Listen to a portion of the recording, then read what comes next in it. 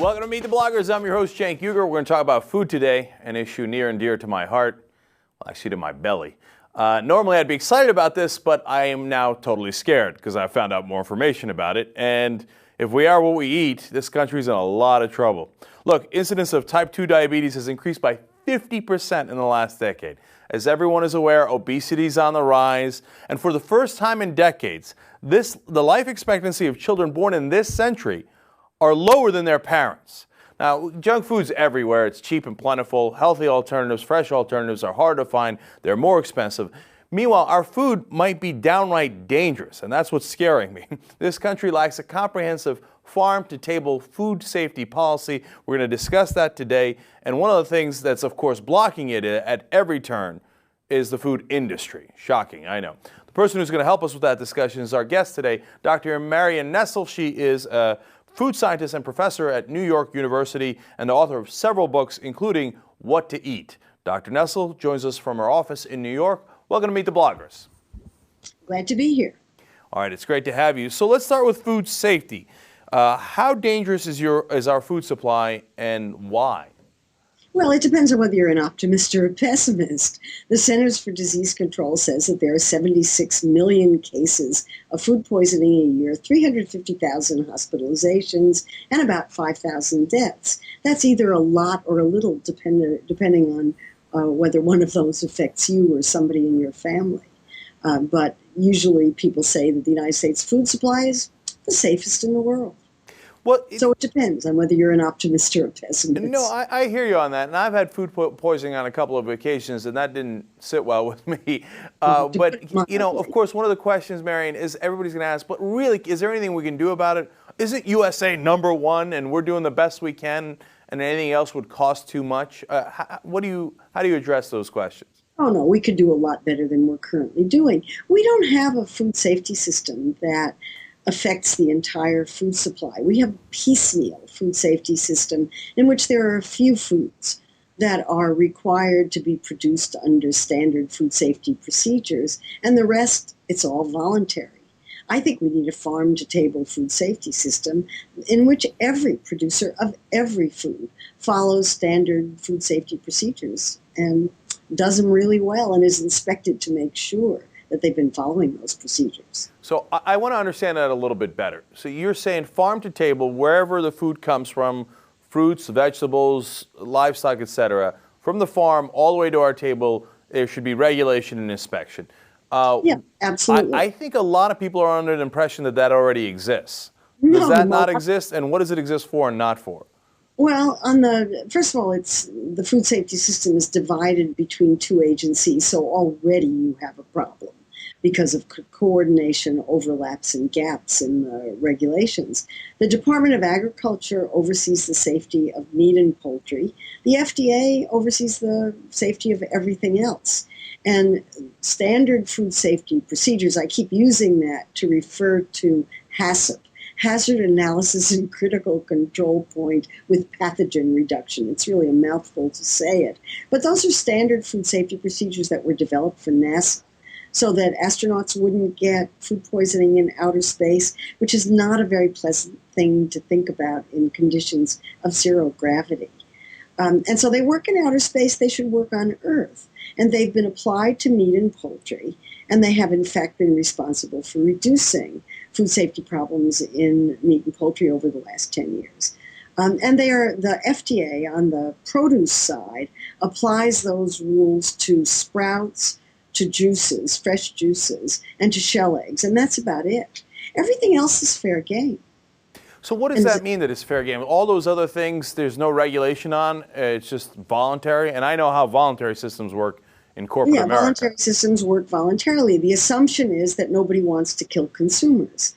And that assumption is good to a certain extent. But as we've seen in the last few years with the episode with spinach contaminated with E. coli 0157H7, with tomatoes, or was it jalapeno peppers, or was it cilantro? They don't even know what caused the problem with Salmonella St. Paul last summer. And with the melamine that now seems to be in everything. Last year it was pet food, this year it's everything else. The producers of these foods are not required to follow standard food safety procedures. They're not inspected to make sure they do. And it's all kind of left up to industry to do the right thing, because if they get caught, it'll be really expensive. Yeah, I love the idea of industry doing the right thing voluntarily. That's worked out so well in other industries. And so, well, it works out really badly in this one, too. Right. So, but Marion, everybody's going to say justifiably, and I'm thinking it as well, right, but isn't this going to cost a lot more money, and hence we're going to have to pay more at the stores? Well, we'll have to pay more at the stores, but how much is a matter of very sharp debate. The company that produced the contaminated spinach, Earthbound Farms, has completely redone its factory practices so that they now have complete traceability. They hired a microbiologist to come in and develop a really strong testing program.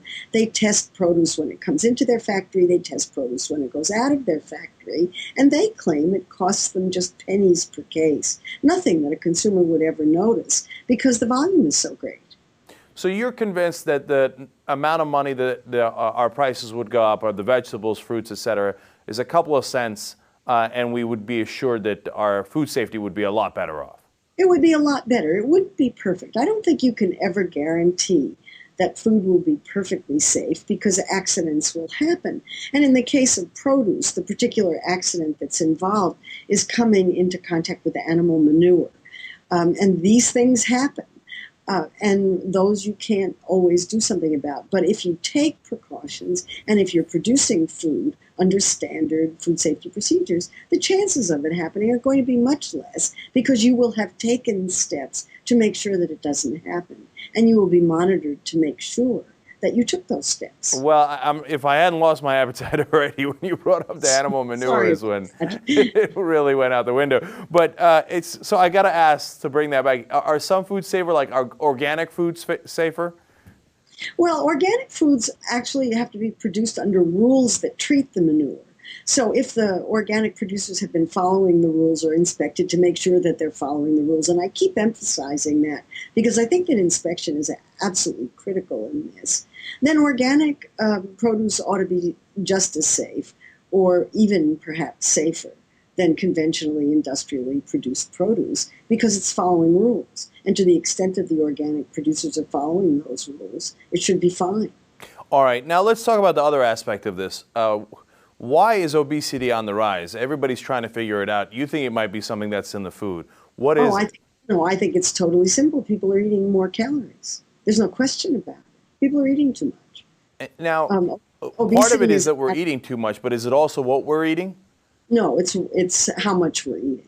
You can eat anything, the best food in the world, and if you eat too much of it, you're going to put on weight. But what we do eat too much of is junk food, and that is foods that are really high in calories and not too great in nutritional value, that are widely available and that are made to taste good, so people really like eating them and eat a lot of them. But portion size is really the big problem, and there's no question. There's a big debate about whether rates of activity have changed since obesity started to become a problem in the early 1980s. But there's no debate at all that people are eating more. Everybody's eating more. And what is it in the junk food that makes it such high calories? Oh, it has a lot of fat and sugars. Those are, anything that you put into food is going to have calories. And if you're eating a lot of it, those calories will add up. We now have calorie labeling in New York City, and people are astounded by the number of calories in the foods that are in these fast food places now posted on menu boards. But Marion, I get why the food industry has an incentive to make the food taste better so that we eat more of it so they make more money. But are there calories that we don't need to get? Is there subsidies that are going into some of the products going into the food that are higher calories that don't necessarily, incentivize us to buy it? How is it working? What's the incentive for the food industry to make us fatter? The food industry isn't trying to make us fat. That's not what they're trying to do. The food industry is trying to sell products in an environment in which there's twice as much food available as anybody needs or wants. Let me back up a little bit and explain that. Starting in the early 1980s, two things happened that changed the way food companies in general and food companies in particular had to behave. One was a change in farm policy that subsidized corn, soybeans, and other elements of that could be put into junk foods, and they became very cheap, so there were big incentives to put them into foods. Also, there were big incentives for farmers to grow more food, so the number of calories in the food supply went from 3,200 calories a day for every man, woman, and child in the country to the present 4,000 calories a day, an increase of 700 or 800 calories. Now, that's not what people are eating.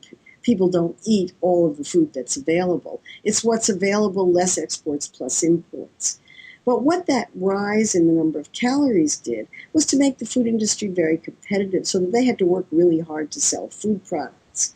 But that wasn't all, because the other thing that happened in the early 1980s was the beginning of what's called the shareholder value movement, which was a change in the way that Wall Street rated firms. Wall Street began to rate firms on their ability to grow every 90 days. So it was no longer enough for a food company in particular to make a profit. They had to make a profit and show growth every 90 days. And therefore, what happened was that food companies changed the way they marketed foods. They made larger portions. They put foods in places where food had never been sold before, like bookstores and libraries. They made food available in every conceivable place. And we know from research that larger portions, ubiquity of food, and frequency of eating are all factors that encourage people to take in more calories than they otherwise would. So people began to eat more. And you can track that starting in the early 1980s, going to the present, and the increase in large-sized portions in the food supply, for example, exactly tracks with rising calories in the food supply and with rising rates of obesity. So, Dr. Nestle, that gives us a lot of institutional factors at play that has led to this phenomenon. How do we roll that back? This will be the final question. Like, what can our viewers do to try to roll that back on our own? It seems like a daunting job. Well, I think individuals need to understand that their food choices are not taking place in a vacuum.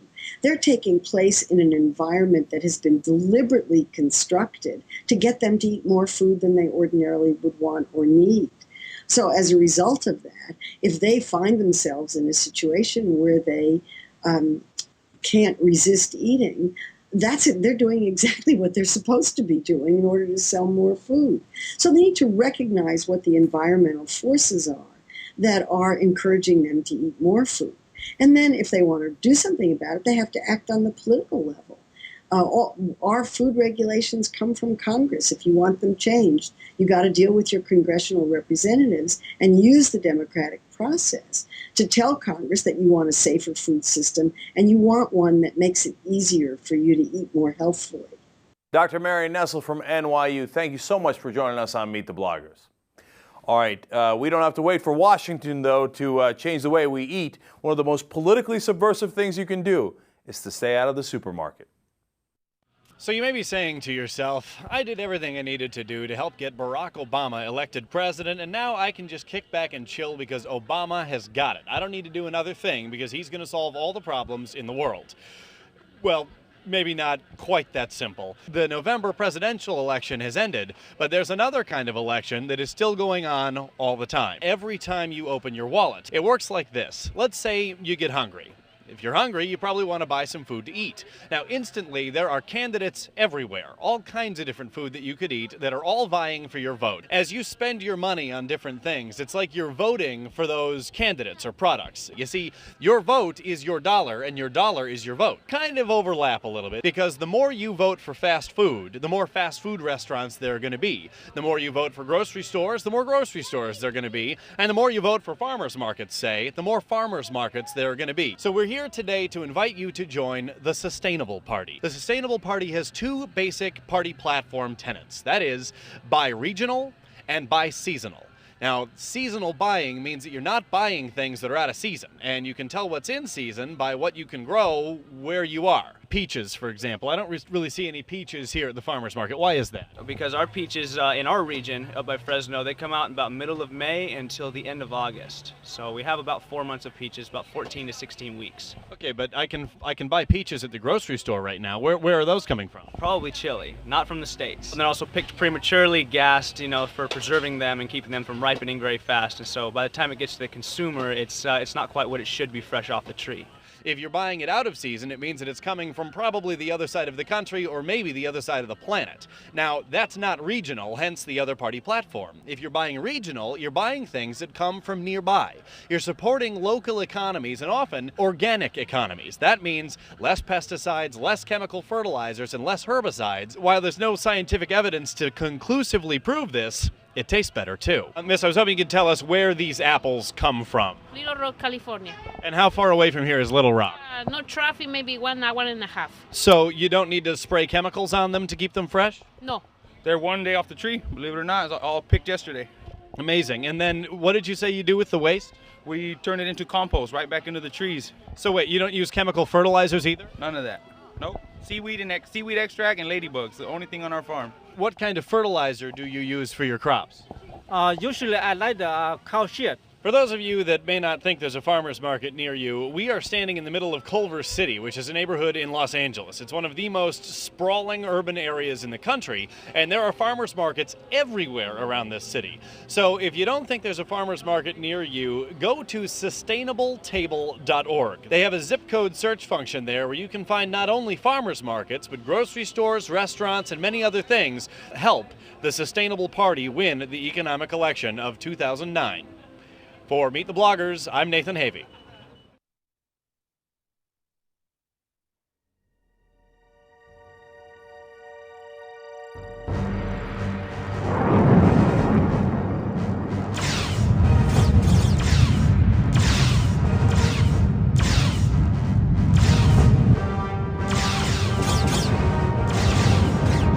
These are dark times, young Cuke. What do you mean, Obi-Wan Kenobi? For over 1,000 generations, organic food like us lived in harmony with the ways of the farm. The farm? Yes, Cuke. The farm is what gives us our power. It's a kind of a field that creates all edible things. Wow. But alas, the market has been taken over by the dark side of the farm.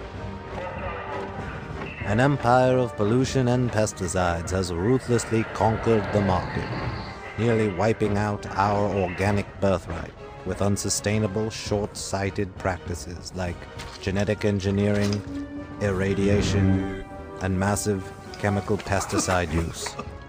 Seduced by artificially lower prices, people don't even want to know where their food comes from.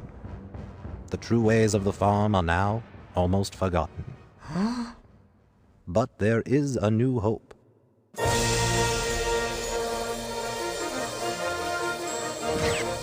A growing resistance called the Organic Rebellion is fighting back.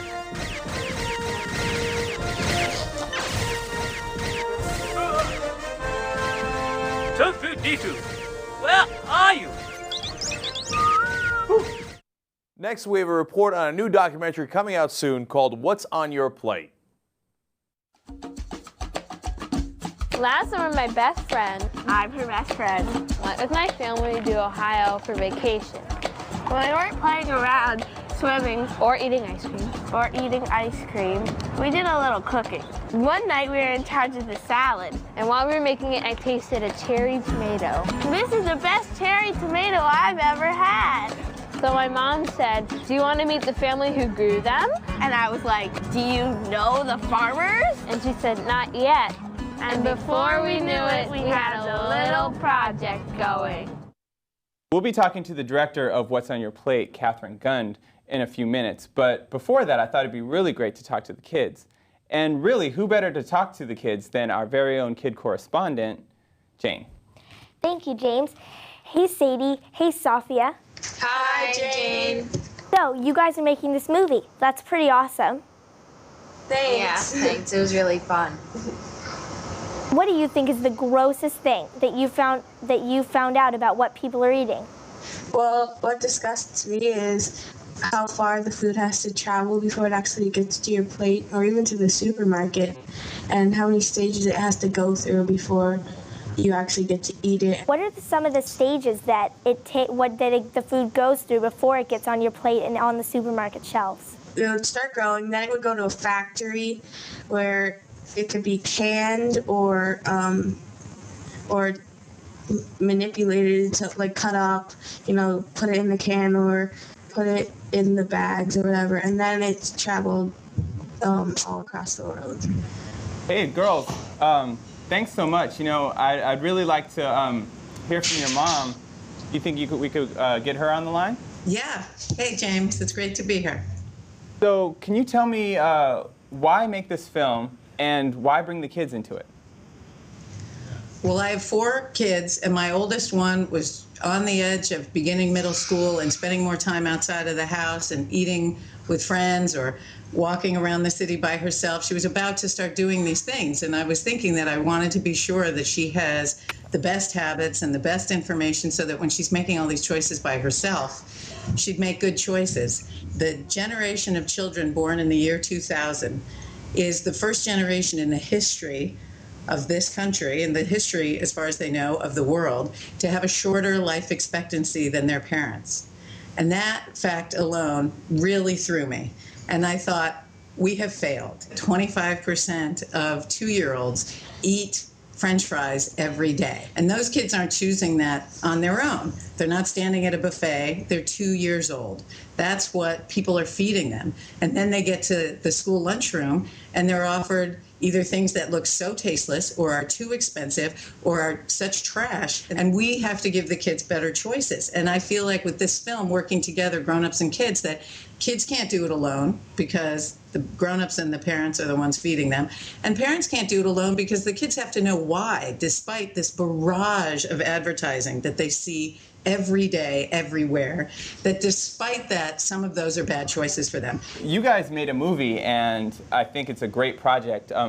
But what is it that like regular people can do, or people who might not have the same access or talents that you do? Well, in the movie, the girls start out by saying that they wanted to make some changes. They wanted to see what was going on. They found eating locally was better. They wanted to understand that. They understood that getting to know farmers as opposed to buying food from factories made a lot more sense in their lives. And they had friends. They have friends who have diabetes, grown-up friends who have diabetes. They had a grown-up friend who had a heart attack because of issues related to being overweight. So they turned to the fact that we're members of a CSA, which is Community-Supported Agriculture.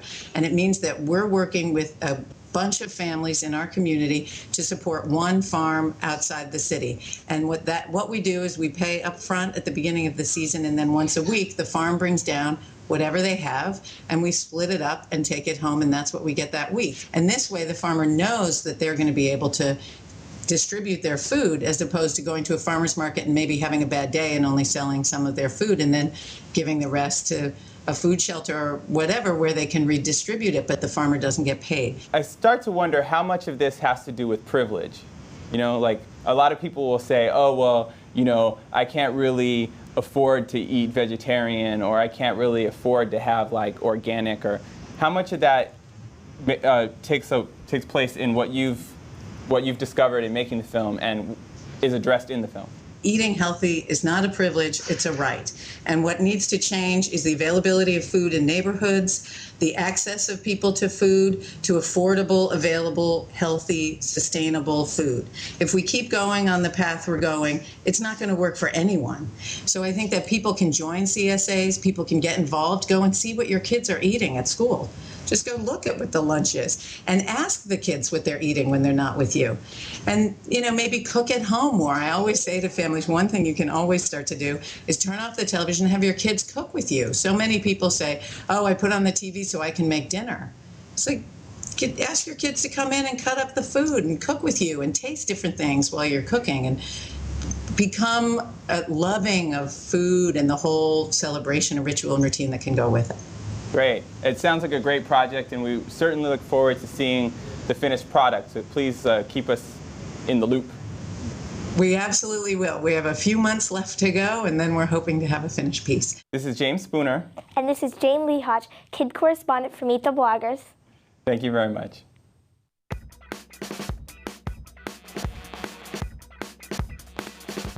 Blogger Carrie Truman thinks that it's time to let go of the traditional Thanksgiving turkey or holiday turkey and go with a more sustainable choice.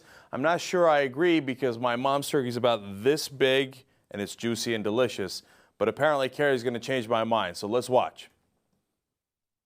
What could be more natural than a butterball turkey this Thanksgiving? Well, actually, it turns out there's nothing much natural about a butterball turkey at all, because butterball turkeys have been bred to have an unnaturally big breast, and this means that they not only can't walk or fly, they can't even reproduce naturally. So in order to get that butterball turkey from the factory farm to your table, it requires the intervention of a human being who has to extract the semen from the male turkey, not to get too graphic, and then insert it into the female turkey. And this is actually kind of a brutal and traumatizing thing to do to these poor birds. And it gets done to the females regularly, once a week, for the duration of their sad, sorry lives, which is about a year, if they're lucky. Well, actually, how lucky is that, to be subjected to that kind of awful abuse?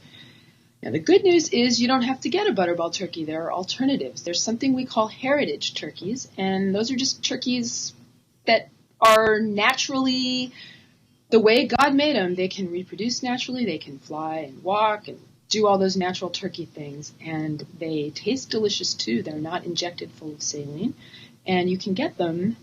You can just go to the Eat Well Guide, eatwellguide.org, and find out what farmers in your area are raising heritage turkeys. You don't have to be deprived. You can have a delicious, tasty, old-fashioned turkey, and you can enjoy it knowing that you're not contributing to an incredibly cruel and disgusting practice. So, this is Carrie Truman from Eating Liberally and Huffington Post wishing you a happy holiday. Food policy might seem like a huge issue for the average citizen to tackle, but remember, you got 3 times a day that you can give it a shot. And you could also, of course, go to localharvest.org for a list of farmer markets nationwide. You can visit Carrie Truman's blog at livingliberally.org, and you can go to the section on eating. Or you can go to Dr. Marion Nestle's website, which is whattoeatbook.com. We keep the links and resources on our website, meetthebloggers.org. We're going to see you guys next week, and until then, do something.